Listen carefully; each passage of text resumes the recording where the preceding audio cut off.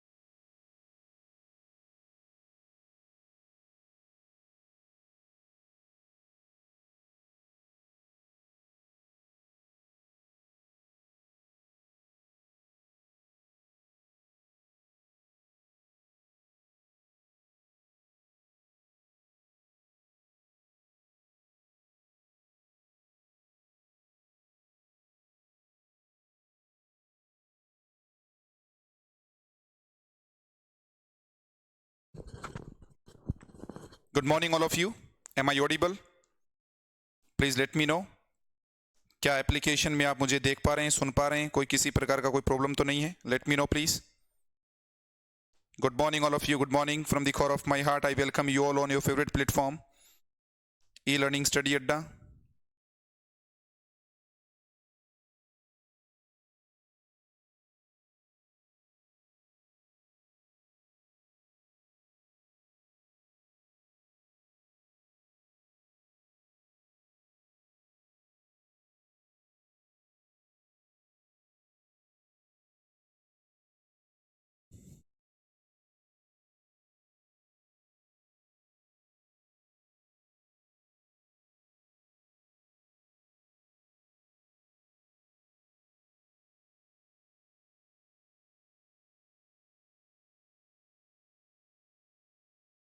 एक बार मुझे बताइए,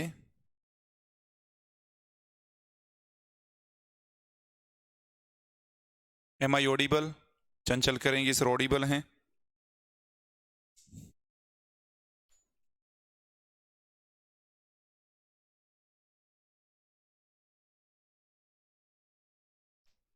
ठीक है, अभी शुरू करते हैं आप।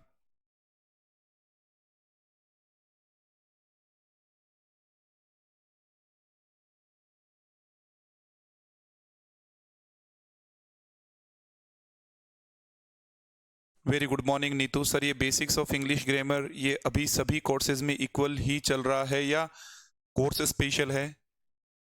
नीतू आपको एक बात बताइए, ये बेसिक्स वाला जो पार्ट है ये तो सभी कोर्सेज में लगातार ऐसे ही तो पढ़ना पड़ेगा ना।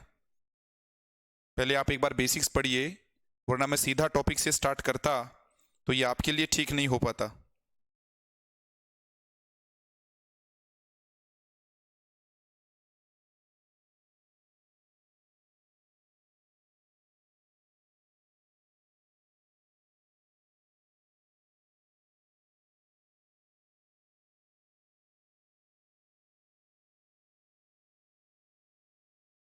Done sir.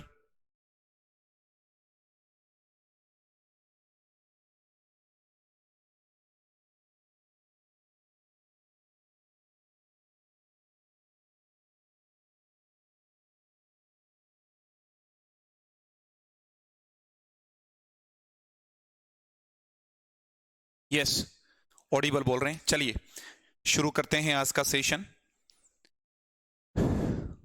पार्ट 1 हमने कंप्लीट कर लिया था कल। आज पार्ट 2 लेकर आप लोगों के सामने हाजिर हुआ हूं। अच्छे से देखिएगा, समझिए, और आज का क्लास कितना ज्यादा इंपॉर्टेंट रह पाता है आप फील करेंगे इस वाले पार्ट को। Basics of English grammar is going on. Basics of English grammar, basics of English grammar.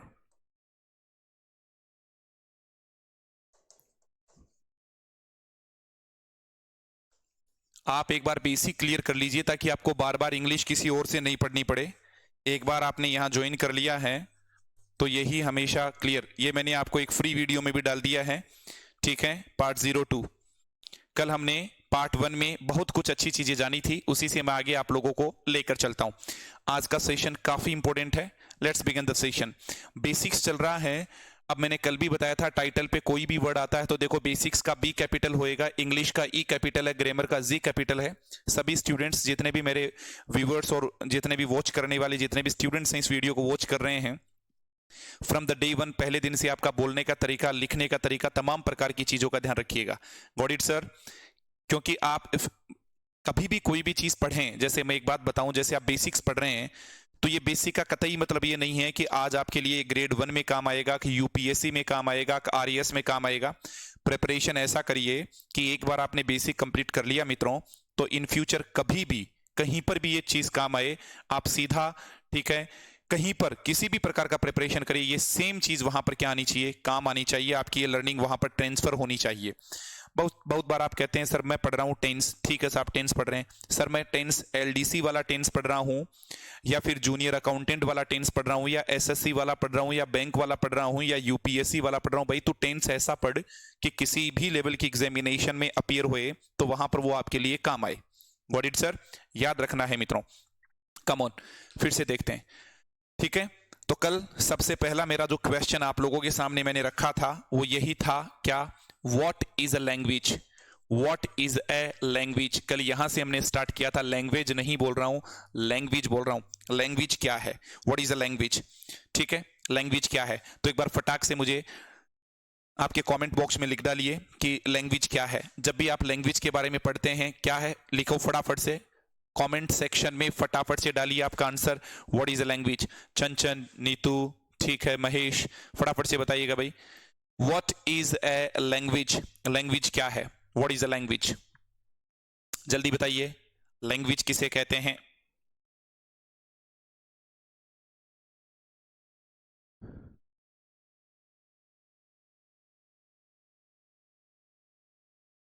Answer नहीं आया है?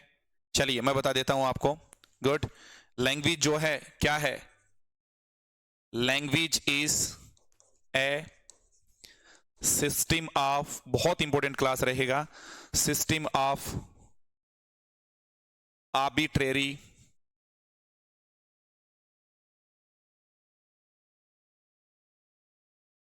system of arbitrary vocal symbols, vocal symbols used for human communication। Basic से पढ़ा है तो यहीं से ही शुरुआत करनी है। लैंग्वेज क्या है? ठीक है, मीडियम ऑफ कम्युनिकेशन बोल रहे हैं आप। नीतू ने लिख दिया कि language is system of arbitrary vocal symbols, जो हैं आर्बिट्रेरी वोकल सिंबल्स। देखिए इतना तो क्लियर हमने कर लिया, लैंग्वेज क्या है, एक सिस्टम है। किसका सिस्टम है? आर्बिट्रेरी वोकल सिंबल्स का सिस्टम है, ठीक है, वोकल सिंबल्स। तो कल मैंने आपके सामने कुछ बातें रखी थी कि यहां पर 2 से 3 टर्म है, एक आर्बिट्रेरी है, आर्बिट्रेरी क्या होता है, एक मैंने वोकल बताया और एक मैंने सिंबल्स बताया। ऐसे कुछ टर्म्स मैंने आपके सामने कल के सेशन में भी रखे थे। एक बार फिर से हम 1 बाई 1 करके इनके बारे में सीखते हैं। दोस्तों आर्बिट्रेरी का मतलब क्या होता है?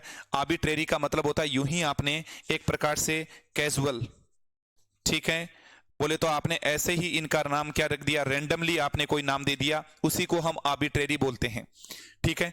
आर्बिट्रेरी का मतलब क्या है? कल मैंने एक एग्जांपल के सामने, आप एग्जांपल के माध्यम से आप लोगों के समक्ष एक बात रखी थी।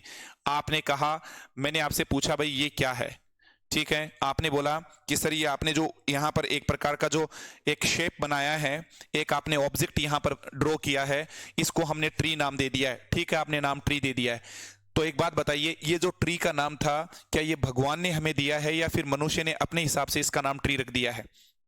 तो आप आंसर देंगे सर ये वास्तव में देखा जाए तो हमने ही इसका नाम ट्री रखा है, ठीक है, भगवान ने नाम नहीं रखा, हमने ही इसका नाम ट्री रखा है।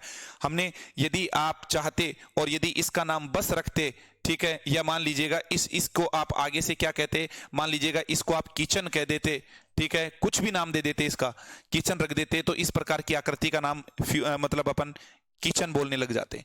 मतलब किसी ना किसी ने अपनी मन के हिसाब से इसका नाम क्या रखा, इसको एक सिंबल दिया, इस वाली आकृति को एक आर्बिट्रेरी सिंबल दे दिया, आर्बिट्रेरी सिंबल दे दिया, और वो आर्बिट्रेरी सिंबल क्या दे दिया, इस प्रकार की आकृति दिखते ही आप लोग क्या बोल देते हो बताओ, ट्री बोल देते हो। तो अब तो समझ में आ गया, जितने भी वर्ड्स, इसका नाम मित्रों हमें पेन दिया गया है, क्या रखा गया है, पेन रखा गया है, याद रखना, ठीक है।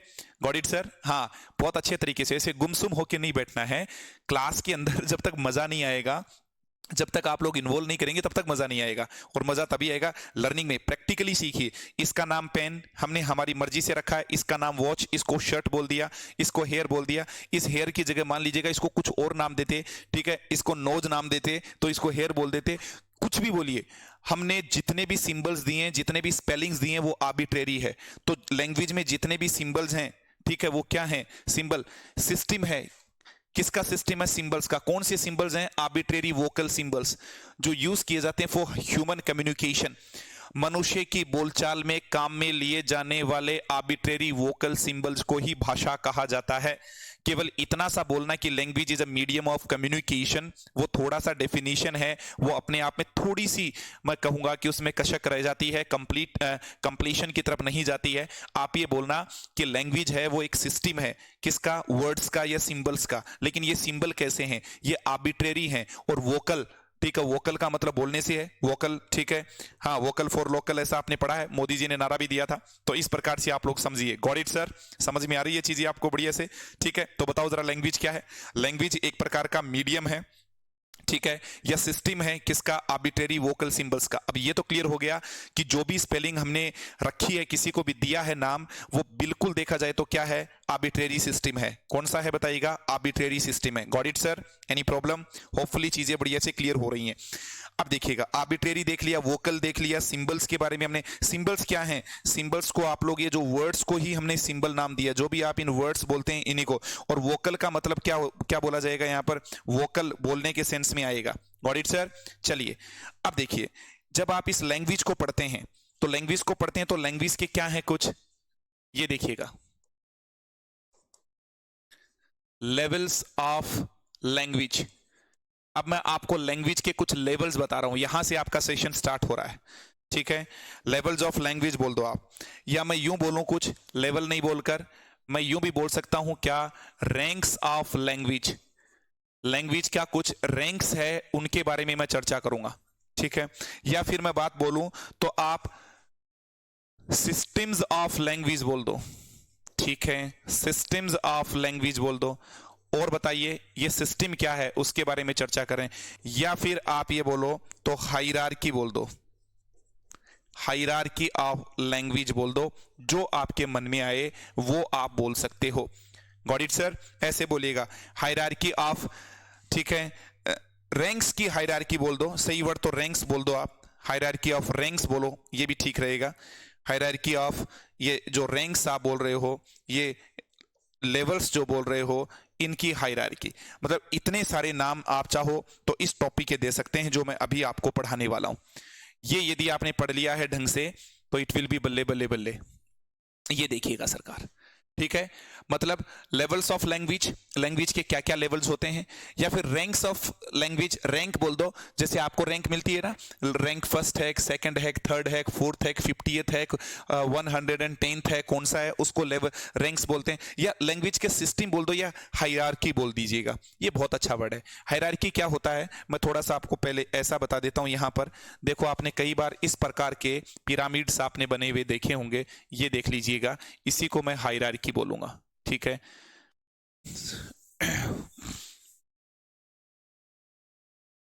देखो सर,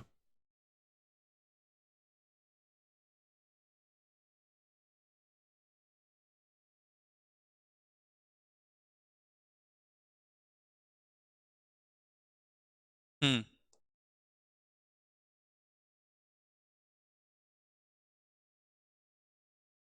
चलिए इसी को देख लेते हैं।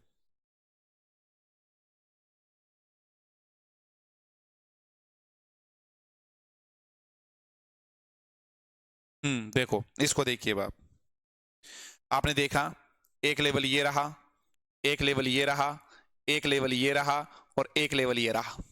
ठीक है, इसी को हायरार्की बोला जाता है। देखो यहां पर आपने देखा ज्यादा है, इसको एक लेवल, फिर ये इससे बड़ा लेवल, फिर ये इससे बड़ा लेवल, फिर ये इससे बड़ा लेवल, और ये फिर इससे बड़ा लेवल। ये जो रैंकिंग सिस्टम कर दिया, इसी को ही हायरार्की कहा जाता है। क्या कहा जाता है? हायरार्की कहा जाता है। ठीक है, ये क्या है? एक प्रकार से हायरार्की है।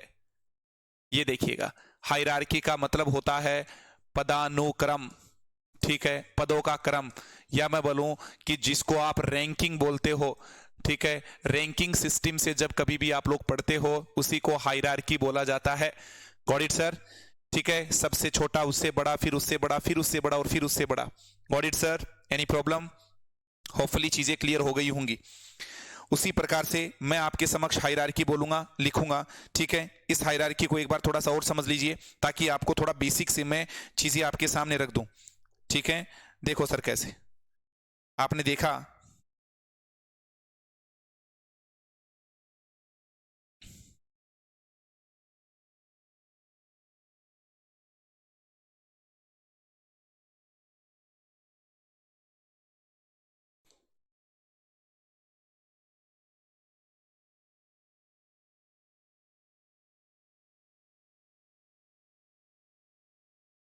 देखिए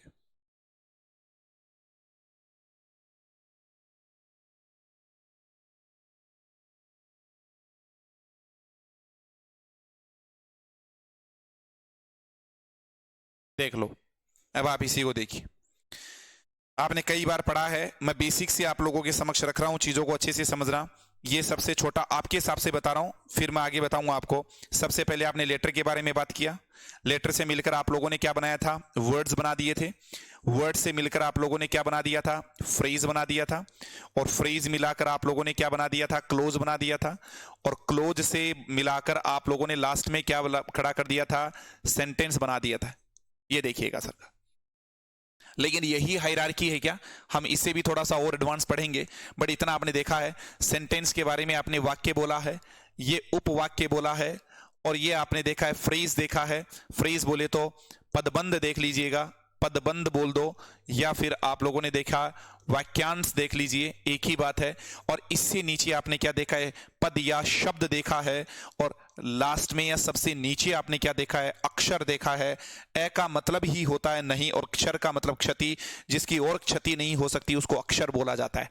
ये जो छोटे से बड़ा या बड़े से छोटा हो रहा है, इसी को मित्रों हायरार्की बोला जाता है। तो अभी हमारा जो टॉपिक है वो सिस्टम्स ऑफ लैंग्वेज या लेवल्स ऑफ लैंग्वेज है। इसके बारे में हम डिस्कस करेंगे कि क्या छोटा है और क्या बड़ा है। Got it sir? एक एक चीज को बढ़िया तरीके से आप लोगों को समझना है, क्या छोटा है और क्या बड़ा है। ठीक है, आइए सर, अब मैं इस हायरार्की को बता रहा हूं आपके सामने, ढंग से देखिएगा इस चीज को। हमारे यहां पर जो सबसे बड़ा एलिमेंट है उसको डिस्कोर्स बोला गया है। क्या बोला गया है? डिस्कोर्स बोला गया है। और डिस्कोर्स को मैं प्रोक्ति बोलूंगा। क्या बोलूंगा? बोलो फटाफट बोलिएगा। प्रोक्ति बोलूंगा। डिस्कोर्स गजब का वर्ड है। अब ये डिस्कोर्स क्या होता है, इसके बारे में भी हम चर्चा करेंगे। सबसे बड़ा डिस्कोर्स है। डिस्कोर्स में आगे आप लोगों ने डिस्कोर्स से नीचे क्या लिया है? सेंटेंस लिया है। और सेंटेंस का मतलब मित्रों आप देखेंगे वाक्य होता है, बताने की कोई जरूरत नहीं है, सेंटेंस। ठीक है, ये आपका सेंटेंस आ गया है। इसके बाद में देखिएगा आगे, इसके नीचे आप लोगों ने ले लिया है क्लोज। और क्लोज का मतलब मित्रों क्या होता है? उपवाक्य होता है। क्या होता है? उपवाक्य आ गया है। क्लोज के नीचे क्या आ गया है? उपवाक्य आ गया है। उसके आगे देखिएगा और क्या होता है, और इसके नीचे देख लेते हैं, आप लोगों ने फ्रेज देख लिया है। और फ्रेज का मतलब अभी मैं बता कर आया हूं क्या होता है? पदबंध होता है। और पदबंध नहीं बोले तो आप वाक्यांश बोल दीजिएगा, एक ही बात है। हिंदी से हमें कोई बहुत ज्यादा मतलब नहीं है। इसके नीचे आप देखेंगे सरकार क्या है? वर्ड होता है। और वर्ड किसे कहते हैं? शब्द को कहा जाता है। और इसके नीचे यदि मैं देखूं तो आगे आप क्या बोलेंगे? मोर्फीम बोलेंगे। क्या बोलने वाले हैं? मोर्फीम बोलने वाले हैं। कौन सा वर्ड आ गया है? मोर्फीम बोलने वाले हैं, जिसको आगे आप लोगों ने रूपिम नाम दिया है, रूपिम। और लास्ट का वर्ड आ गया है फनीम।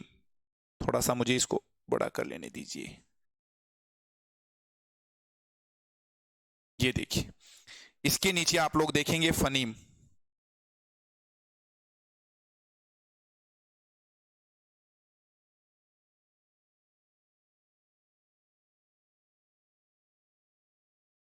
फनीम, फाउन से ही पता चल रहा है स्वनिम या फिर ध्वनिम।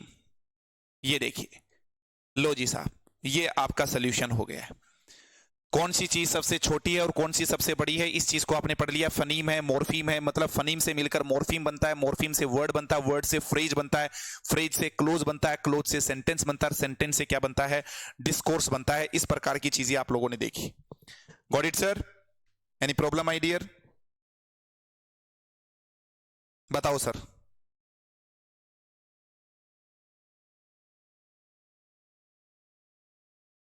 All clear? बोलो सर, थोड़ा सा और बता दीजिए। चलिए, इसी चीज को मैं कुछ यूं बताऊं तो भी आप समझ सकते हैं बढ़िया तरीके से। मैं यदि हमारे बॉडी की बात करूं तो बॉडी में क्या देखते हो आप? छोटे से बड़ा देखते हो। तो आपने देखा सबसे ऊपर आपने बॉडी देखा। बॉडी का मतलब शरीर होता है। एक शरीर में बहुत ज्यादा क्या पाए जाते हैं? सिस्टम पाए जाते हैं। सिस्टम बोले तो वही तंत्र होता है, नर्वस सिस्टम, तंत्रिका तंत्र आ गया है, डाइजेस्टिव सिस्टम, पाचन तंत्र आ गया है, ठीक है। और भी बहुत सारे होते हैं, ठीक है। डाइजेस्टिव सिस्टम आ गया, नर्वस सिस्टम आ गया, ठीक है। और चलिए सरकार, इसके अलावा और क्या है? रेस्पिरेटरी सिस्टम आ गया है, ठीक है। श्वसन तंत्र आ गया है। सिस्टम किससे काम करेंगे बताइए? आपने देखा है ऑर्गन से काम करेंगे, अंग आ गया है। और इसके बाद में आगे आप लोगों ने क्या देखा? टिश्यू देखा है, जिसको आप उत्तक बोलते हो। और इसके भी नीचे आप लोगों ने क्या देखा है? सेल देखा है। और सेल का मतलब क्या हो गया है? कोशिका हो गया। सेल, सेल से मिलकर टिश्यू बना, टिश्यू से ऑर्गन बना, ऑर्गन से सिस्टम बना, सिस्टम से बॉडी बना। कोई भी टीचर जब साइंस पढ़ाते हैं तो वो इस प्रकार की एक हायरार्की स्टूडेंट्स को बताते हैं। बच्चों, जो शरीर दिख रहा है एक्चुअल में उसमें सेल थी, कोशिका, कोशिकाओं के मिलने से क्या बना? टिश्यू बना, टिश्यू से ऑर्गन बना, ऑर्गन से सिस्टम बना, और सिस्टम से हमारा बॉडी का निर्माण हो गया। Got it sir? वैसे ही इधर देखिए, मोफिम था, मोफिम से फनीम से मोफिम बना, मोफिम से वर्ड बना, वर्ड से फ्रेज बना, फ्रेज से क्लोज बना, क्लोज से सेंटेंस बना, और सेंटेंस से क्या बना बताइएगा? डिस्कोर्स बना। Got it sir? अब ये सर होते क्या है, थोड़ा थोड़ा आप हमें बता भी दीजिएगा। तो चलिए, मैं आप लोगों के समक्ष कुछ चीजें रखता हूं। एक तरफ तो मैं फनीम लिख देता हूं, एक तरफ मोर्फिम लिख देता हूं, आपको समझ में आ जाएगा अभी। ये रहा आपका फनीम, फनीम, और ये रहा आपका मोर्फीम। गजब का वर्ड है, फनीम और मोर्फीम। दोनों को देखिए ढंग से, क्या क्या होते हैं, क्या क्या चीजें देखनी है। आप तो इसको फाउंड से याद रखिए। और फाउंड का मतलब ही क्या होता है? साउंड से लिया गया, ध्वनि से लिया गया है। और ध्वनि किसी भी, आपने देखा होगा, किसी भी लैंग्वेज की सबसे छोटी से छोटी इकाई को क्या बोला गया है? फनीम बोला गया है। क्या बोला गया है बताइएगा? फनीम बोला गया है। तो the smallest unit of a language, जब आप इसके बारे में कभी भी पढ़ेंगे तो कैसे पढ़ेंगे जरा देखिएगा, ठीक है। द स्मॉलेस्ट, सुपरलेटिव डिग्री से पहले आर्टिकल द लगता है, शुरू से देखिएगा। The smallest unit of a language, किसी भी भाषा की सबसे छोटी से छोटी इकाई को क्या बोला गया है? फनीम बोला गया है। Got it sir? Yes, the smallest unit of a language को क्या बोला गया है? आपने देखा है, फनीम बोला गया है, ठीक है। आगे देखिएगा, लेकिन यहां क्या आ जाएगा? यहां देखिएगा, द स्मॉलेस्ट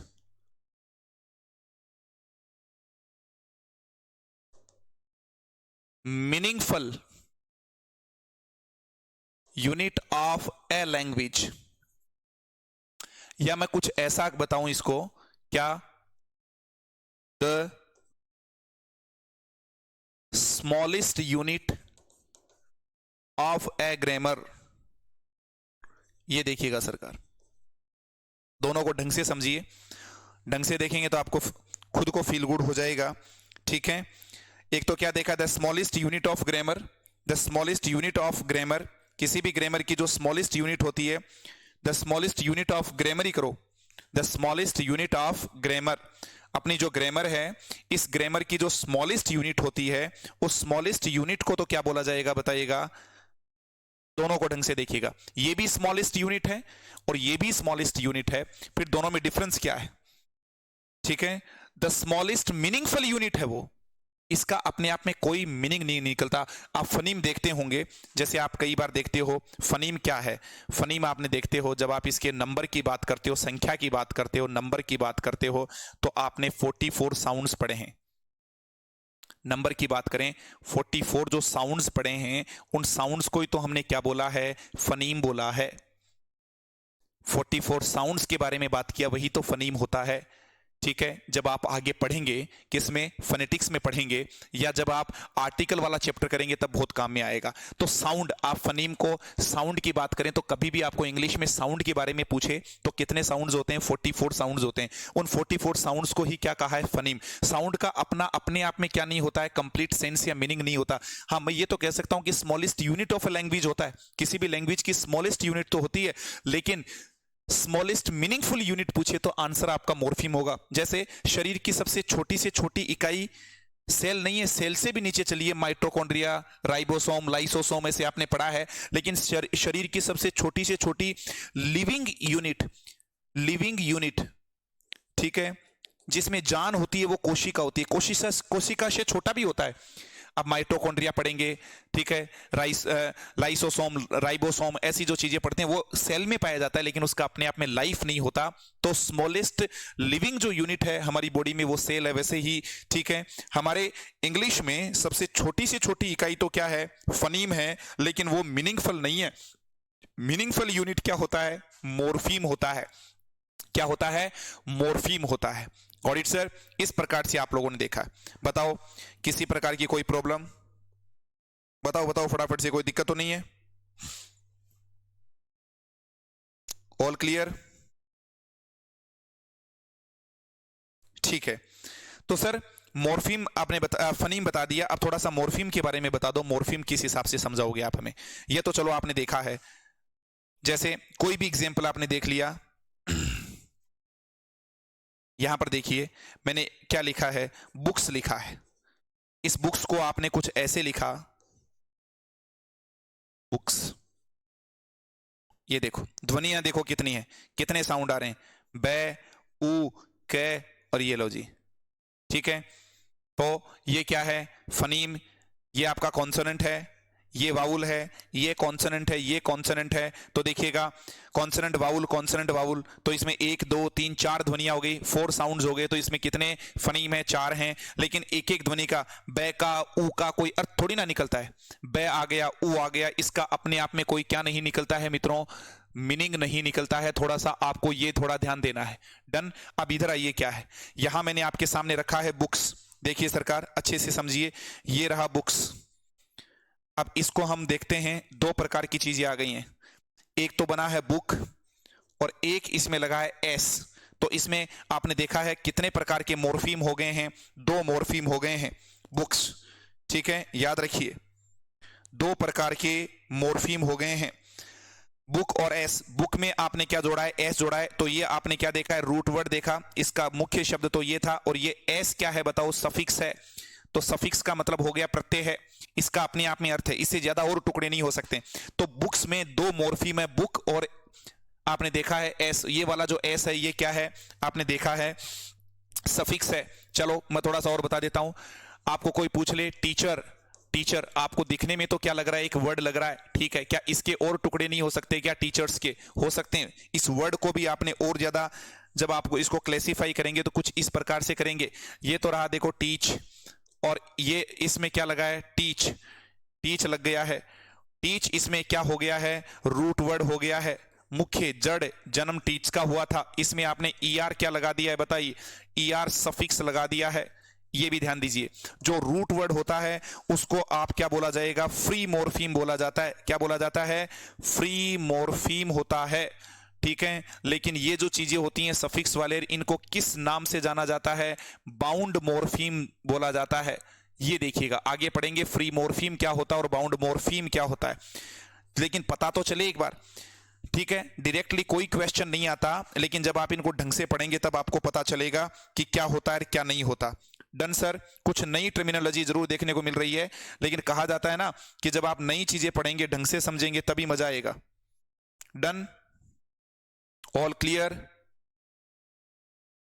बताओ यहां तक सब क्लियर है? बताओ सर। हाँ, वॉइस क्लियर आई रही है। फ्री मॉर्फीम और बाउंड मॉर्फीम आपने देखा है।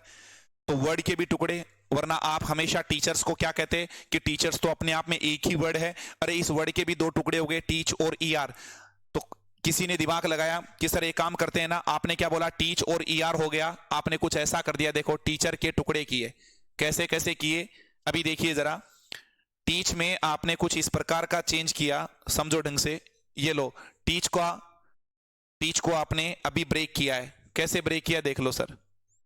अभी आपने किया सर, ये कर दिया, इसको तो टीच कर दिया और इसको ईआर कर दिया। सर मैं तो इसको और तोड़ूंगा, बोलो कैसे, बोलो तोड़ो। इसको मैं टी ई ए बनाऊंगा और इसको सी एच बनाऊंगा। ठीक है, टी का मतलब तो चाय होता है, सी एच नाम का कोई वर्ड होता ही नहीं है। मतलब इस टीच का और ज्यादा आप ब्रेक नहीं कर सकते, और ज्यादा इसका टुकड़ा नहीं कर सकते। याद रखिए, इसको और ज्यादा ब्रेक नहीं कर सकते। टीच को टी का तो मीनिंग निकलता है, लेकिन सी एच कुछ नहीं होता। तो वर्ड को भी और नीचे क्लेसिफाई कर सकते हैं, वर्ड को और नीचे तोड़ा जा सकता है। जब किसी वर्ड को और ब्रेक करेंगे तो उसी चीज का नाम क्या कहलाता है मित्रों, बताइएगा। उसी को किस नाम से जाना गया है, फनीम मोर्फीम के नाम से जाना गया है। तो वर्ड से भी एक छोटी इकाई होती है जिसको आप मोर्फीम बोलते हैं। फनीम क्या है, केवल साउंड्स होते हैं। अब यहां पर कौन सी चीज निकल कर आई है हमारे सामने, देखिए कुछ ऐसा सा कॉन्सेप्ट निकल कर आ गया।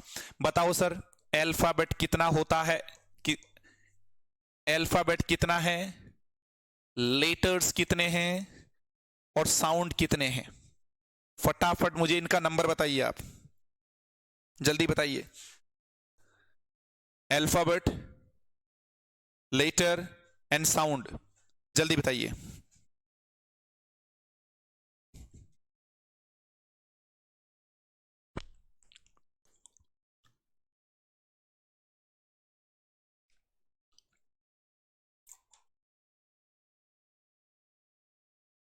जल्दी बताइए, जल्दी बताइए, फटाफट से आप कमेंट बॉक्स में लिख दिया करो, टाइप किया करो, एक्टिवली पार्टिसिपेशन दिखाइए।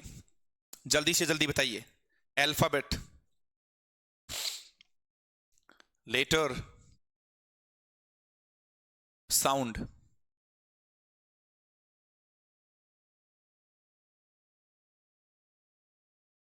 चलो तो अभी बताते हैं आपको। सर अल्फाबेट कोई 26 नहीं होता, अल्फाबेट एक होता है, 1 होता है। ध्यान दे लेना, अल्फाबेट 1 होता है, एक ही होता है, जिसको आप वर्णमाला बोलते हैं। लेकिन ये जो लेटर्स हैं ये 26 होते हैं, और साउंड अभी पढ़ा कर आया हूं 44 होता है।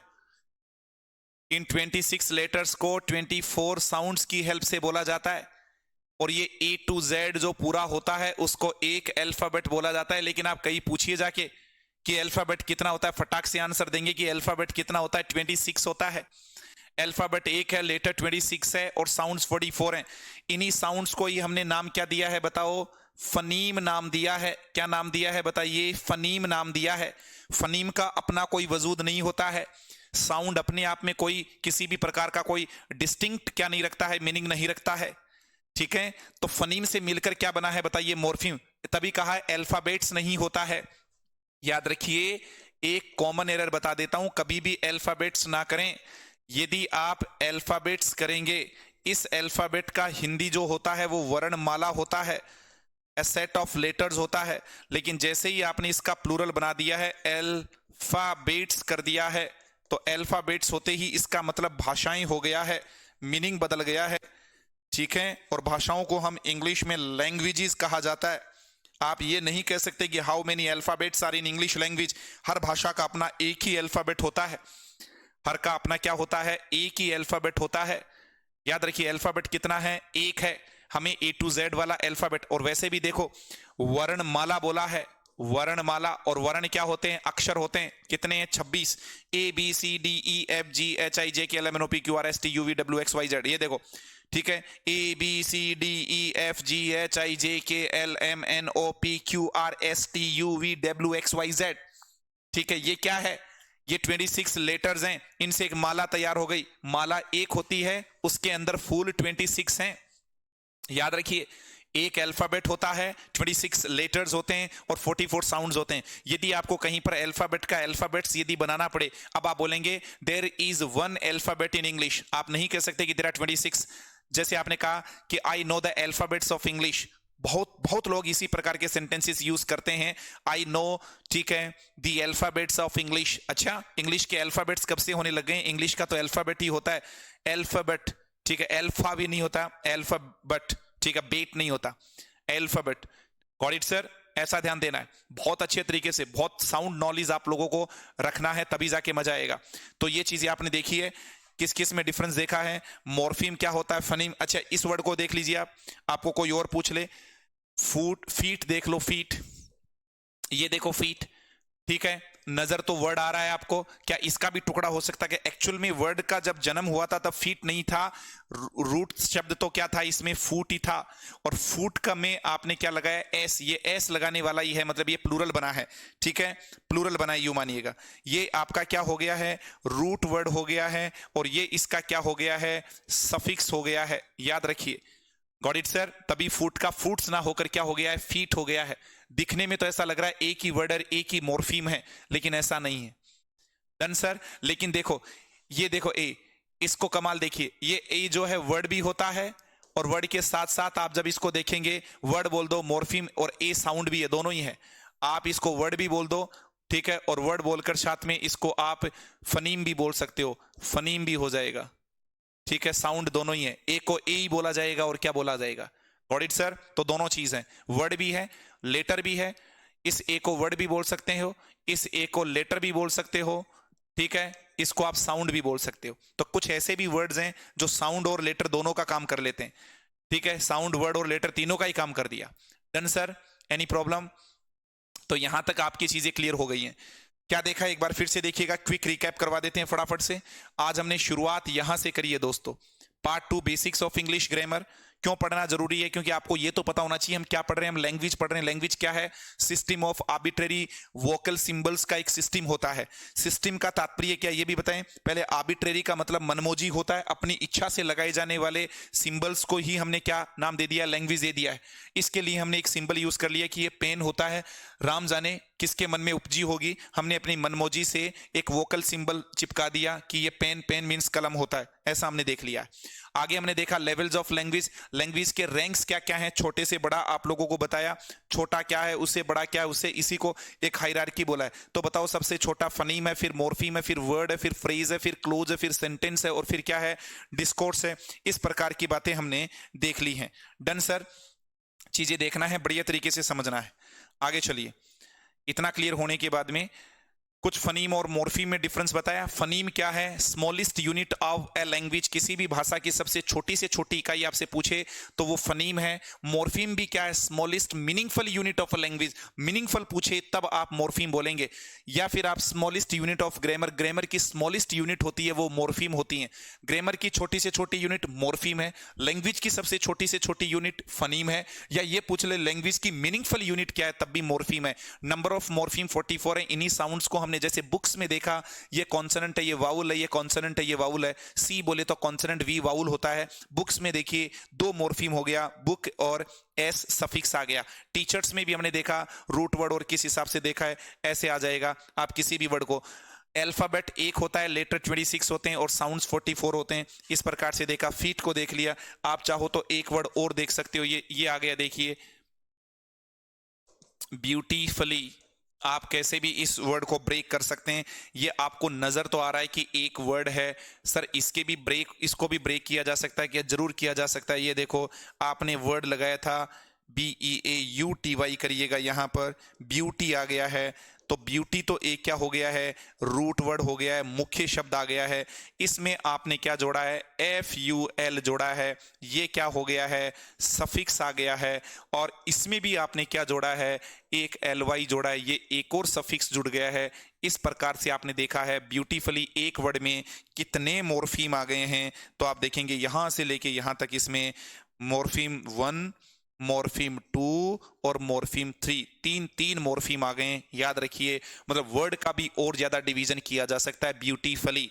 एक्चुअल में ब्यूटीफुली ऐसे ही तो आपके, जब आप वोकैब को सीखते हो तो मजा आता है, इसी प्रकार से आपको समझ में आता है। ब्यूटी एक वर्ड था, इसमें FUL लगाया, इससे आपने एडजेक्टिव बना लिया।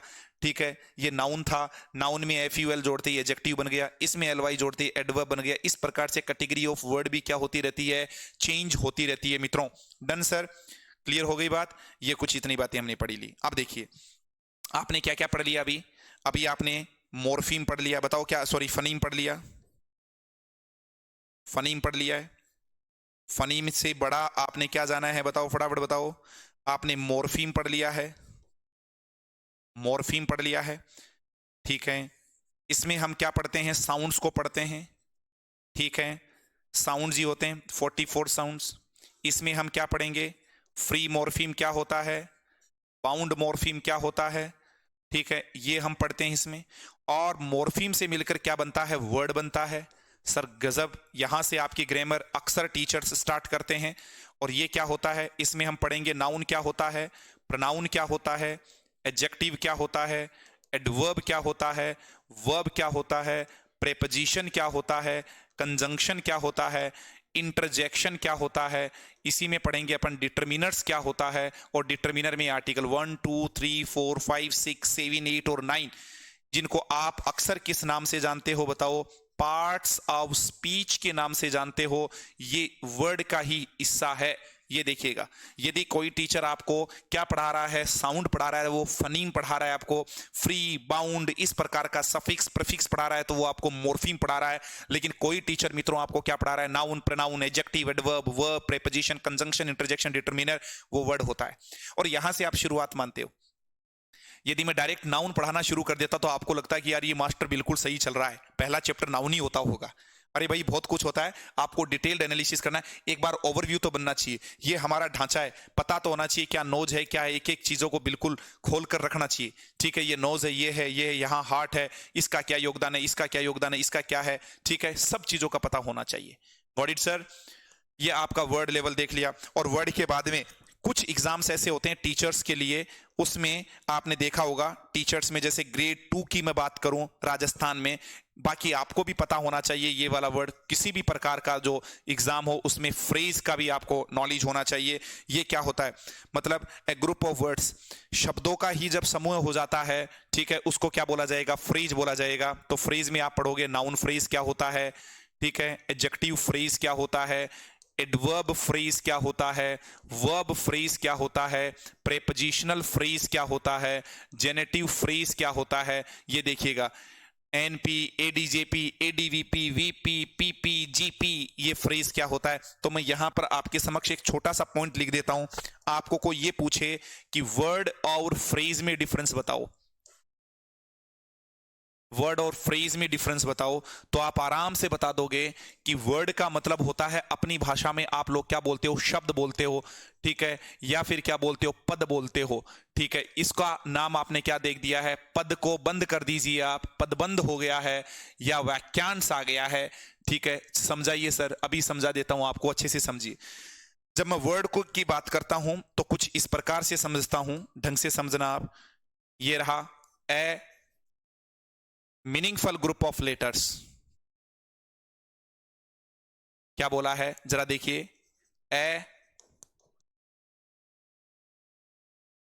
मीनिंगफुल ग्रुप ऑफ लेटर्स, शब्दों का जो सार्थक समूह होता है उसको लेटर वर्ड कहा जाता है, ठीक है। जैसे आपने एग्जाम्पल के तौर पे बना लिया, ऐसा नहीं है कि ग्रुप ऑफ वर्ड्स लेटर्स ही होता है, आपने बनाया P plus E plus N, आपने क्या बनाया 1 2 3, 3 लेटर्स का मीनिंगफुल ग्रुप ले लिया है। और आपने एक पेन बना लिया, और ये पेन, ये क्या है, ये लेटर है, ये लेटर है, ये लेटर है, लेकिन ये क्या है, W बोले तो वर्ड है। अक्षरों का सार्थक समूह जो होता है मित्रों, उसको क्या कहा जाता है, वर्ड कहा जाता है। इधर आ जाइए, फिर बात क्या आई है, इसको समझिए, फ्रेज किसे कहते हैं। तो फ्रेज में आप देखेंगे a group of words, a group of words without, a group of words without a subject and verb, बिना कर्ता और क्रिया के जब ग्रुप ऑफ वर्ड्स होता है तो उसको फ्रेज कहा जाता है।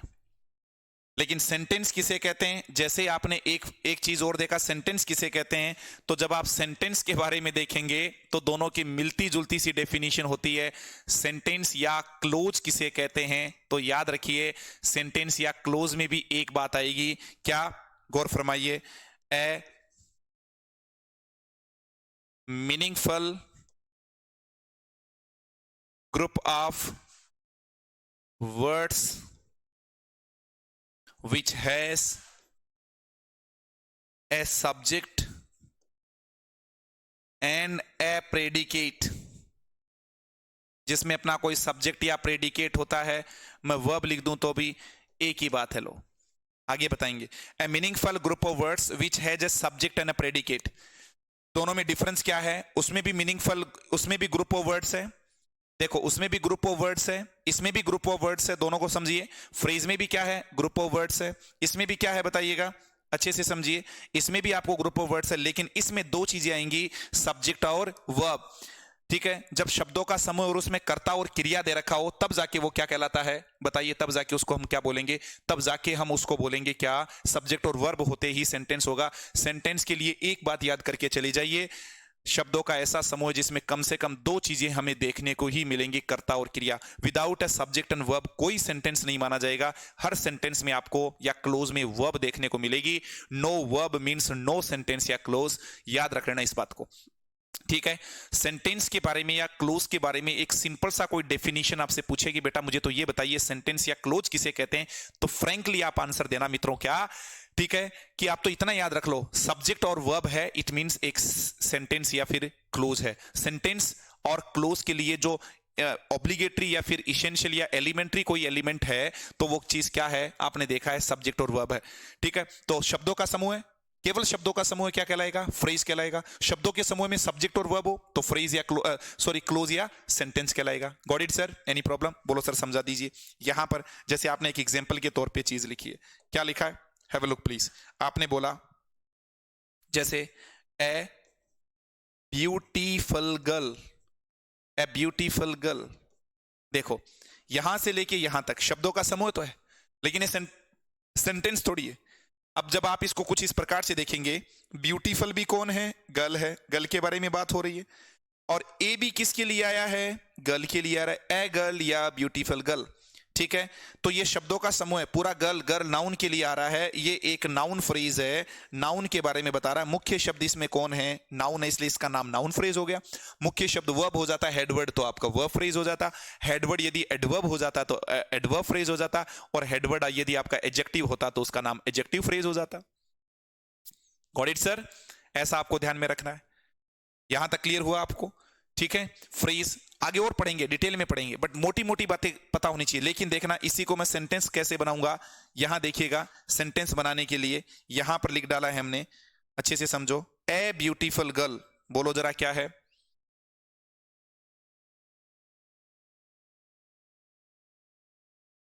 देखो, a beautiful girl is my friend. ये देखिए, जैसे ही मेरे सामने देखो ग्रुप ऑफ वर्ड्स तो नजर आया, लेकिन देखो इज यहां क्या है, वर्ब है, वर्ब होते ही पक्का है, ये एक क्या हो गया है, सेंटेंस या क्लोज हो गया है। अब कब सेंटेंस बोलेंगे कब क्लोज बोलेंगे वो अपन आगे चर्चा करेंगे, लेकिन मोटी मोटी बातें आ गई है। ए ब्यूटीफुल गर्ल, ये इसका सब्जेक्ट हो गया है। अब यहां सब्जेक्ट हो गया है क्योंकि वर्ब दिया हुआ है, यदि वर्ब नहीं होता आगे का पूरा पार्ट तो केवल ये ग्रुप ऑफ वर्ड्स ही कहलाता, तो केवल ग्रुप ऑफ वर्ड्स फ्रेज कहलाता है। उन्हीं ग्रुप ऑफ वर्ड्स में आगे आप लोगों को क्या नजर आ जाए बताइएगा, सब्जेक्ट और वर्ब नजर आ जाए तो वो चीज क्या कहलाएगी बताइए। आगे आपने देखा उसको हम किस नाम से जानेंगे, उसको हम जानेंगे किस नाम से, बोलो फटाफट बताइएगा। ठीक है, ग्रुप ऑफ वर्ड्स है तो फ्रेज है, और सब्जेक्ट और वर्ब आते ही उसको क्लोज या सेंटेंस के नाम से जानेंगे। ठीक है सर, फ्रेज में बता दिया क्या पढ़ा जाता है, सेंटेंस या क्लोज में क्या पढ़ा जाएगा, अब ये भी बता दीजिए। जब भी मैं आपको सेंटेंस पढ़ाऊंगा या क्लोज पढ़ाऊंगा तो यहां पर मुझे आप लोगों को न चाहते हुए भी क्या पढ़ाना पड़ेगा, ये चीज पढ़ानी पड़ेगी मुझे, क्या, देखो, एस वी ओ सी ए, एस वी ओ सी ए पढ़ाना पड़ेगा मुझे। ऑडिट सर, ठीक है, तो यदि सब्जेक्ट क्या है, वर्ब क्या है, ऑब्जेक्ट क्या है, कॉम्प्लीमेंट क्या है, प्रेडिकेट क्या है, ये वाली चीज। ठीक है, ये सेंटेंस या क्लोज में पढ़ाया जाता है। और आगे देखिएगा, इसके अलावा यदि आप चर्चा करें, इसके अलावा देखिए, यदि कोई टीचर आपको फ्रेज पढ़ा रहा है, तो अभी मैं बता रहा था फ्रेज वाला टीचर आपको क्या पढ़ाएगा।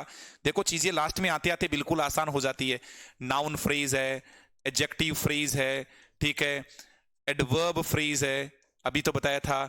इसके अलावा वर्ब फ्रेज है, प्रेपोजिशनल फ्रेज है, जीपी है, जेनेटिव फ्रेज है। यदि ऐसा कोई टीचर पढ़ा रहा है कि बेटा ये नाउन फ्रेज है, ये एडजेक्टिव फ्रेज है, ये एडवर्ब फ्रेज है, ये वर्ब फ्रेज है, ये प्रेपोजिशनल फ्रेज है, ये जेनेटिव फ्रेज है, तो मान लेना टीचर फ्रेज वाला चैप्टर पढ़ा रहा है आपको। और इसके अलावा देख लीजिए, यदि कोई टीचर आपको वर्ड लेवल पढ़ा रहा है, तो नो डाउट वो आपको कुछ इस प्रकार की चीजें पढ़ाएगा। क्या? नाउन क्या है, ठीक है, प्रोनाउन क्या है, नाउन क्या है, ठीक है, प्रोनाउन क्या है। इसके अलावा देखिए एडजेक्टिव क्या होता है, एडजेक्टिव के अलावा एडवर्ब क्या होता है, इसके अलावा वर्ब क्या होता है, प्रेपोजिशन क्या होता है, कंजंक्शन क्या होता है, प्रेपोजिशन क्या होता है, इंटरजेक्शन क्या होता है, और डिटर्मिनर क्या होता है। यदि कोई टीचर आपको ऐसे नाम बोल रहा है कि ये फलाना वर्ड नाउन है, डिमका प्रोनाउन है, ये है वो है, तो मान लीजिएगा वो वर्ड पढ़ा रहा है आपको। ठीक है, मोटी मोटी चीजें ग्रामर हमारी ऐसे ही घूमती है। ओके, जैसे एक छोटा सा एग्जांपल दूंगा, आपको समझ में आ जाएगा, बढ़िया से आप लोग समझ पाएंगे इस चीज को। जैसे नीतू जो है, Neetu is my student, Neetu मेरी स्टूडेंट है। समझो, अब किसी ने पूछा नीतू क्या है इस सेंटेंस में, तो कोई तो नाम बोलेगा ये सब्जेक्ट है, कोई बोलेगा ये नाउन है, कोई बोलेगा नाउन फ्रेज है। मैं तो कहता हूं ये सभी ठीक है। आप किस लेवल की बात कर रहे हैं, क्योंकि लैंग्वेज में भी अपने अपने क्या बने हुए हैं, रैंक्स बने हुए हैं। अरे क्या बने हुए हैं, रैंक बने हुए हैं। Got it sir? यदि आप सेंटेंस या क्लोज वाले रैंक की बात कर रहे हैं तो ये सब्जेक्ट है, यदि आप फ्रेज वाले लेवल की बात करें तो नाउन फ्रेज है, और यदि वर्ड वाले लेवल की बात करें तो नाउन है। बोलो सर थोड़ा और समझाइए, मैं थोड़ा और प्रैक्टिकली आपके सामने रखता हूं। मैं यहां पर आपका टीचर हूं, मेरी पत्नी के सामने जाते मैं उनका पति हो गया, मेरी मम्मी के सामने जाता हूं तो मैं उनका बेटा हो गया, मेरे भाई बहन के सामने जा रहा हूं तो मैं उनका भाई हो गया। ठीक है, किसी का मैं अंकल लग गया, ठीक है, एक उम्र के बाद दादा हो जाऊंगा, कभी जो नाना, हर जो रिलेशन में अपन रहते हैं वो चीज आपको समझ में आ रही है कि क्या बोल रहा हूं। आदमी एक है लेकिन अलग अलग जाकर उसका नाम अलग अलग हो रहा है। नीतू को आप सब्जेक्ट भी कह सकते हो, नीतू को आप नाउन भी कह सकते हो, नीतू को आप नाउन फ्रेज भी कह सकते हो। मैंने आप लोगों के समक्ष बात बता दी है कि किसको किस हिसाब से बोलना है। Got it sir? होपफुली चीजें क्लियर हो गई है, सेंटेंस, क्लोज, फ्रेज और वर्ड। ठीक है, फिर बात क्या आती है, डिस्कोर्स क्या होता है। जब भी मैं डिस्कोर्स की बात करता हूं तो आप इससे भी ऊपर वाले लेवल में जाइए, तो डिस्कोर्स में अब आप लोग जानेंगे कि डिस्कोर्स क्या होता है। ये रहा डिस्कोर्स, ये देखो डिस्कोर्स, जिसको आप लोग प्रोक्ति बोलते हो। क्या बोलते हो? प्रोक्ति बोलते हो कि ये क्या होता है। देखो, जब भी आप डिस्कोर्स के बारे में जानेंगे, मैं आपको थोड़ा सा यहां पर लेकर आपको जाता हूं ताकि आपको कुछ समझ में आए कि डिस्कोर्स क्या है।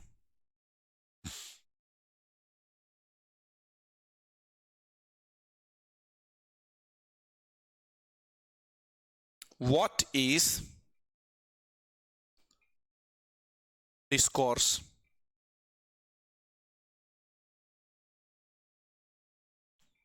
In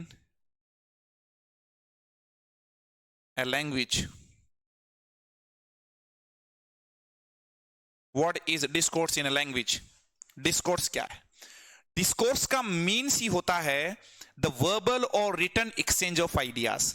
जो कुछ भी आप, कोई लिख कर बोल रहा है, कोई बोलकर बोल रहा है, इस प्रकार के जो पूरी कम्युनिकेशन होती है उसी का ही नाम डिस्कोर्स होता है। Discourse is any of connected speech और writing that is longer than a sentence and that has a coherent meaning and a clear purpose. केवल सेंटेंस बोला, सेंटेंस से अब आप ऊपर जाओगे तो क्या बोलोगे, वर्बल और रिटन एक्सचेंज करोगे। मैं लगातार बोल रहा हूं, राम वहां गया, फिर जाकर उसने क्या किया, वहां बैठ गया, बैठने के बाद उसको खाना परोसा गया, उसने खाना खाया, खाना खाने के बाद उसने अपने प्लेट को धोया, प्लेट को धोने के बाद वहां से उठकर सीधा स्कूल की ओर चला गया। सेंटेंस सेंटेंस सेंटेंस बोल रहा हूं, लेकिन ये आपस में क्या है, कनेक्टेड हैं। ठीक है, तो डिस्कोर्स का मतलब ये होगा द वर्बल और रिटन एक्सचेंज ऑफ आइडियाज। बस द वर्बल और रिटन एक्सचेंज ऑफ आइडियाज को क्या बोला गया है, आप देखेंगे डिस्कोर्स बोला गया है। द वर्बल, ये देखिए द वर्बल और रिटर्न जो है exchange of ideas, exchange of ideas, इसी को क्या बोला गया है? डिस्कोर्स बोला गया है। तो आपको पता लगा, अच्छा सेंटेंस से भी बड़ी कोई चीज होती है।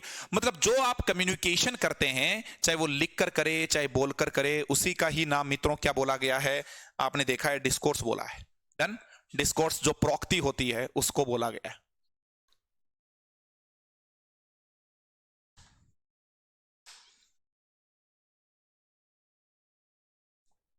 ठीक है। अब इसी में आप पढ़ते हो कि रजिस्टर क्या है, फिर यहीं पर एक टर्म आएगा रजिस्टर। रजिस्टर क्या है? जब आप इस रजिस्टर के बारे में पढ़ेंगे तब आपको और बढ़िया लगेगा।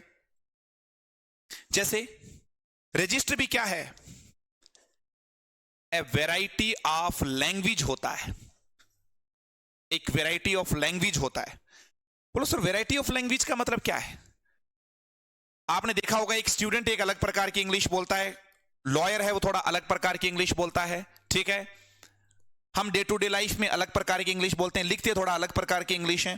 तो यही जो ए वेराइटी ऑफ लैंग्वेज है जिसको हम यूज करते हैं, used in different social situation, used in different social situations, social situation, उसी को ही मित्रों किस नाम से जाना गया है? रजिस्टर जाना गया है। नहीं समझ में आया? अरे भाषा का भाई अलग अलग रूप नहीं है क्या?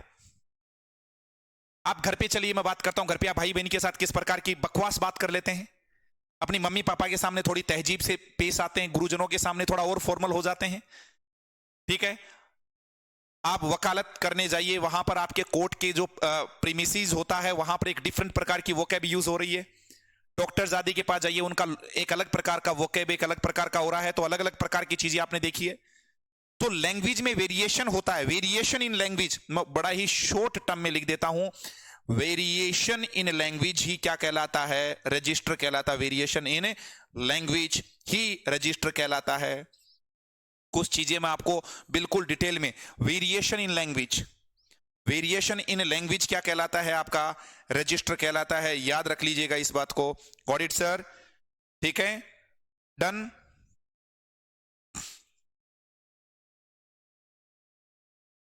ठीक है, अब मैं इसके टाइप्स की बात करता हूं। एक रजिस्टर के जब मैं टाइप्स के बारे में बात करूंगा तो टाइप्स क्या होता है? यह रहा आपका रजिस्टर, और रजिस्टर के बारे में अब मैं रजिस्टर के टाइप्स देखेंगे। ठीक है, सही लिख देता हूं, ऐसे लिखते हैं, types of register, types of register. ये देखिए सर, टाइप्स ऑफ रजिस्टर देखेंगे, ये लास्ट पॉइंट रहेगा। आज आपने इतनी अजीब एक अलग प्रकार की चीजें पढ़ ली हैं, इसमें क्या क्या चीजें पढ़ेंगे? एक रजिस्टर में क्या होता है? एक टेनर होता है। क्या होता है? टेनर होता है। एक मोड होता है, और एक आप लोग देखेंगे डोमेन होता है। ये देखिएगा सरकार, इतने नाम आपके सामने आ गए, टेनर, मोड, और मोड के बाद आगे आपने देखा है डोमेन। डन। मतलब कोई भी जो लैंग्वेज होती है, टेनर में आप ये पढ़ेंगे कि उसका टेनर जो है वो फॉर्मल है या इनफॉर्मल है। देखो पढ़ने का तरीका देखिए आप। टेनर आपको बताता है लैंग्वेज किस नेचर की है, मोड आपको यह बताता है कि उसको किस मोड में यूज किया गया है, स्पोकन में किया गया है या रिटन में किया गया है, और डोमेन का मतलब होता है उसका फील्ड क्या है, उसका एरिया क्या है, कहां कहां वो प्रयुक्त हो रही है। देखिए सरकार, अब जाके आपका बेसिक्स ऑफ इंग्लिश ग्रामर का ये वाला पार्ट कंप्लीट हुआ है कि किस प्रकार से भाषा शुरू होती है। आइए सर, क्या टाइप्स ऑफ रजिस्टर, रजिस्टर का मतलब ही क्या हो गया है? Variation in language. जो आप वेरिएशन यूज करते हैं, वेरिएशन इन ए लैंग्वेज ही तो होता है। अब ये वेरिएशन किस किस तरीके से देखा जाता है? उसको टेनर के आधार पर, मोड के आधार पर और डोमेन के आधार पर। टेनर में क्या देखा, फॉर्मल या इनफॉर्मल। अरे कोई भी भाषा फॉर्मल या इनफॉर्मल हो सकती है, जैसे माई सेल्फ महेश, ये एक इनफॉर्मल वे ऑफ स्पीकिंग होता है, आपको पता है। बाकी हम जितने भी आपके रिफ्लेक्सिव प्रोनाउंस होते हैं उनको एज ए सब्जेक्ट यूज नहीं कर सकते, हमें पता है इस बात को। लेकिन ये क्या है, मेरा इनफॉर्मल वे ऑफ स्पीकिंग है। आई wanna be A doctor, I wanna be A teacher, I wanna be a great teacher, I wanna, ये इनफॉर्मल वे ऑफ स्पीकिंग है, ठीक है। हाँ, एक दही लाना आपको पता है इनफॉर्मल वे ऑफ स्पीकिंग है। एक दही नहीं होता, दही को काउंट नहीं किया जा सकता। दही की प्लेट हो सकती है, दही का मग हो सकता है, दही का पैकेट हो सकता है, इस प्रकार से देखा है। तो टेनर में हम पढ़ते हैं कि लैंग्वेज किस का एस्पेक्ट कैसा है, फॉर्मल है या इनफॉर्मल है। और मोड तो देखा ही आपने, स्पोकन मोड है या रिटन मोड है, ऐसा देखा है। और डोमेन एरिया को बताता है, किस डोमेन में यूज हो रही है, कौन सा फील्ड में यूज हो रही है, ठीक है। अब मेरे सामने कोई ये पूछे कि बेटा आप लेवल्स बताइए, तो लेवल्स के बारे में जब भी कोई मेरे से पूछेगा, लेवल्स या फिर आपने क्या देखा है रैंक्स की बात करेगा, रैंक्स ऑफ ए लैंग्वेज, तो मैं फटाफट बता दूंगा। क्या बताऊंगा, बताओ फटाफट से। सबसे ऊपर ही ऊपर मैं क्या लेकर गया हूं, बोलो फटाफट बोलिए। डिस्कोर्स, बोलते जाओ जरा, क्या है, डिस्कोर्स को लेकर गया हूं, ठीक है। डिस्कोर्स के नीचे मैं किसको लेकर आया हूं, सेंटेंस को लेकर आया हूं। और सेंटेंस के नीचे मित्रों मैं किसको लेकर आया हूं, बताओ फटाफट से, बोलते जाओ भाई। क्लोज को लेकर आया हूं, ठीक है, क्लोज को लेकर आ गया हूं। क्लोज के नीचे किसको लेकर आया हूं, फ्रेज को लेकर आ गया हूं मित्रों। और फ्रेज से भी नीचे मैं किसको लेकर आ गया हूं, बताओ, बोलते जाओ बोलते जाओ। वर्ड को लेकर आ गया हूं। और वर्ड के नीचे मैं किसको लेकर आया हूं, आगे देखिए, मोर्फीम आ गया है। मोर्फीम क्या आ गया है, मोर्फीम आ गया है। और उसके नीचे यदि कोई वर्ड देखेंगे तो आपके पास आ गया है फनीम। क्या आ गया है, फनीम आ गया है मित्रों। Got it sir. यहां देखिए, यहां आपने अभी पढ़ा है, इसी में चीजें आपने रजिस्टर देखी है। और जब भी आप रजिस्टर के बारे में बात करते हैं तो आगे आपने देखा है, इसी रजिस्टर में आपने 3 चीजें पढ़ी है। उसका टेनर कैसा है, टेनर बोले तो वो आपका फॉर्मल है या फिर इनफॉर्मल है, ये चीज हम किस में देखते हैं, टेनर में देखते हैं। और टेनर के अलावा उसका मोड देख लीजिए, मोड में आप देखते हो वो रिटन है या फिर स्पोकन है। और इसके बाद आपने क्या देखा है, डोमेन। ऐसे नाम आ जाते हैं तो स्टूडेंट डर जाते हैं, टेनर, मोड, डोमेन। आशा करता हूं कि बिल्कुल नया सीखने को मिला है। इन दोनों में हम SVOCA, यदि कोई teacher subject, verb, object, complement, adverbial पढ़ा रहा है तो वो ये वाला पढ़ा रहा है। यदि कोई टीचर NP, ठीक है, VP या फिर ADJP या फिर ADVP या फिर PP या फिर GP जैसी कोई चीजें पढ़ा रहा है तो वो आपका फ्रेज एनालिसिस कर रहा है। और यदि कोई टीचर नाउन पढ़ा रहा है, प्रोनाउन पढ़ा रहा है, वर्ब पढ़ा रहा है, एडवर्ब पढ़ा रहा है, एडजेक्टिव पढ़ा रहा है, ठीक है, प्रेपोजिशन पढ़ा रहा है, कंजंक्शन पढ़ा रहा है, इंटरजेक्शन पढ़ा रहा है, डिटरमिनर पढ़ा रहा है मित्रों, यदि इस प्रकार की कोई टीचर बात कर रहा है तो मान लीजिए वो क्या होता है, वर्ड लेवल। लगभग SSC की बात करें, बैंक की बात करें, नेवी की बात करें, एयरफोर्स की बात करें, टीचर का ग्रेड फर्स्ट की बात करें, वर्ड लेवल से ही क्वेश्चन आते हैं। बट पता यह भी होना चाहिए क्या छोटा है क्या बड़ा है। और ये रहा मॉर्फीम, इसमें आपको पढ़ने को मिलेगा फ्री मॉर्फीम क्या है। और फ्री मॉर्फीम पढ़ने के बाद आपको मिलेगा, फ्री मॉर्फीम आ गया है तो यहीं पर ही आपको देखने को मिलेगा बाउंड मॉर्फीम। क्या देखने को मिलेगा, बाउंड मॉर्फीम देखने को मिलेगा। और फिर आ गया फनीम। फनीम में हम साउंड के बारे में पढ़ते हैं। और साउंड मित्रों आप जानते हो क्या होता है, 44। फनीम क्या है, smallest unit of English language होता है। किसी भी लैंग्वेज का स्मॉलेस्ट यूनिट हमारा फनीम है। और ग्रामर का स्मॉलेस्ट यूनिट क्या है, मॉर्फीम है। या फिर smallest meaningful unit of a language भी मॉर्फीम होता है। बताओ सर कैसा लगा। इस प्रकार से 1 आवर का एक क्लास हो गया जिसमें आपको तमाम प्रकार की चीजें बताई है, ठीक है। कल एक बात और बताई थी, किसी भी वर्ड को आप पढ़ते हैं, ये गजब का था कल वाला पाठ भी, तो आप वर्ड के बारे में 1 नहीं 2 नहीं 3 नहीं 4 एक तो वर्ड का क्या नहीं करने वाले हैं, ट्रांसलेशन नहीं करने वाले। एक नंबर बात, एक उस वर्ड को आइसोलेशन में नहीं पढ़ेंगे, इंडिविजुअली नहीं पढ़ेंगे। और आगे हमने बताया था मोर देन वन जो है मीनिंग उसका हो सकता है, एक नंबर बात। और मोर देन उसका फंक्शन भी हो सकता है। ये कल की बात पढ़ाई। किसी भी वर्ड को यदि आप पढ़ें तो याद रखिए ये 4 चीजें आप देखिए, आपको बताया गया था एप्पल मीन्स सेब नहीं होता, वाटर मीन्स पानी नहीं होता। क्यों नहीं होता वो हम कल के बारे में चर्चा करेंगे। ठीक है, कल की वाली क्लास में चर्चा कर चुके हैं, आप उस वीडियो को देखना ना भूलें। अभी तक 2 क्लास हुई है, बताओ कुछ नया स्टफ और मटेरियल मिल रहा है कि नहीं मिल रहा। नीतू ने लिख दिया है discourse, register, tenor, mode, domain, sentence में clause, sentence clause, phrase, word, morpheme, phoneme. बहुत बढ़िया, बार बार लिखना, बार बार लिखोगे एक अलग ही प्रकार का आपका लेवल हो जाएगा। होपफुली आपको ये क्लास अच्छी लगी होगी। यदि अच्छी लगी है तो जैसे ही आपने हमारा एप्लीकेशन डाउनलोड किया था वहां पर 5 स्टार रेटिंग देना ना भूलें। आपकी रेटिंग ही है जो हमें और मजबूत बनाएगी।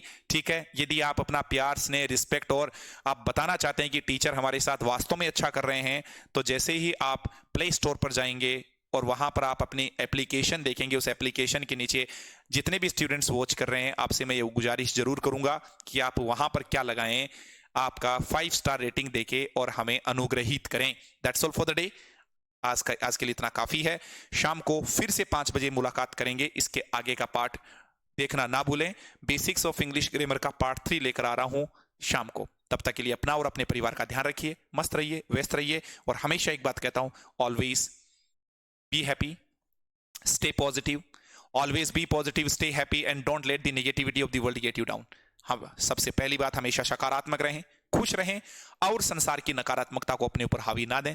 ठीक है, ना होने दें। ठीक है, चंचल करें, यस सर, न्यू सीखने को मिला है। That's all for the day. Have a nice day, great day, bye.